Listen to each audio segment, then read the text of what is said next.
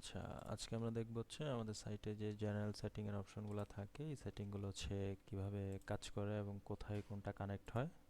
সবার সাথে অ্যাডমিন প্যানেলের ভিজুয়াল লুক মিলবে না, কারোরটা একটু ডিফারেন্স হবে, বাট হচ্ছে কাজগুলো মোটামুটি সবই 95% সেম। তো হচ্ছে আমরা জেনারেল সেটিংয়ে, অ্যাডমিন প্যানেল থেকে জেনারেল সেটিংয়ে বেসিক ইনফরমেশন প্রথমে আছে। এইটা হচ্ছে আমাদের পেজের ইনফরমেশনগুলো যেটাগুলো থাকে আমাদের ওয়েবসাইটে, যেমন হচ্ছে অ্যাপ নেম। সো এটা হচ্ছে এখানে যখন আমরা ঢুকতেছি, এই যে নেমগুলো রিড করে এখান থেকে, ওই নেমগুলো হচ্ছে এখানে। তো আমি হচ্ছে আমাদের একটা ডেমো সাইটের দেখাচ্ছি।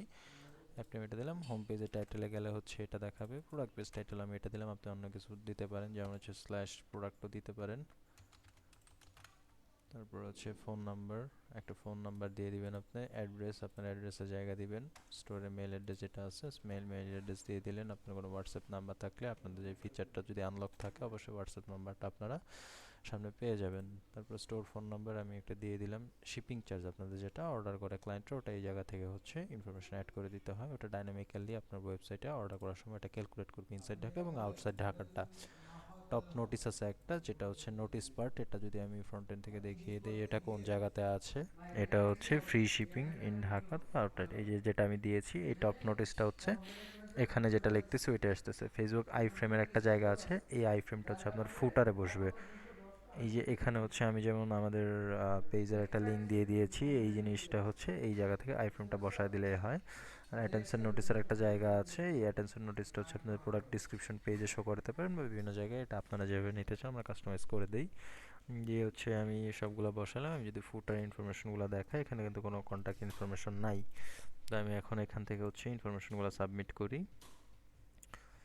ইনফরমেশন আপডেটেড, আমি হচ্ছে রিফ্রেশ করে নিই।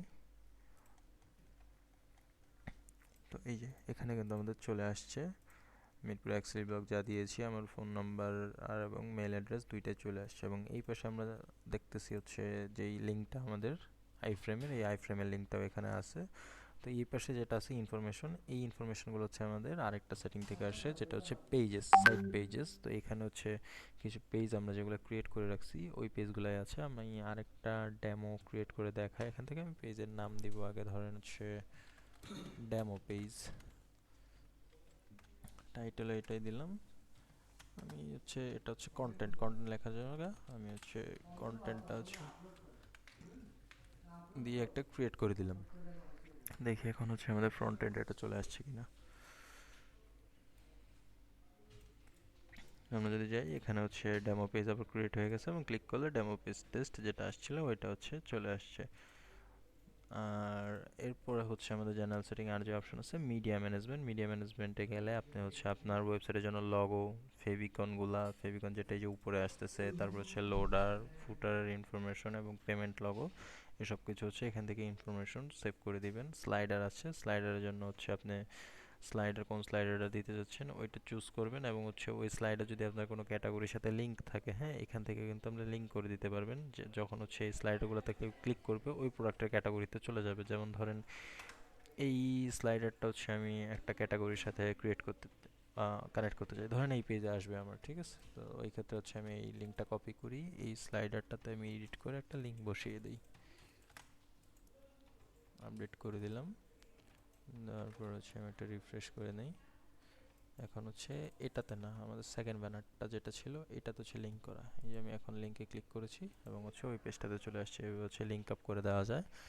তারপর হচ্ছে সোশ্যাল লিঙ্কগুলো, এখানে ফিল্ড আছে, আপনাদের যে কয়টা লাগে আপনারা নিতে পারবেন এবং আমরা কাস্টমাইজ করে দিই ফুললি। আর কিছু দিয়ে রাখি ফুটারে আর কি, ওইখান থেকে হচ্ছে আপনারা লিঙ্কগুলো বসায় নিলে এগুলোতে ক্লিক করলে হচ্ছে তখন লিঙ্কগুলো হচ্ছে কাজ করবে।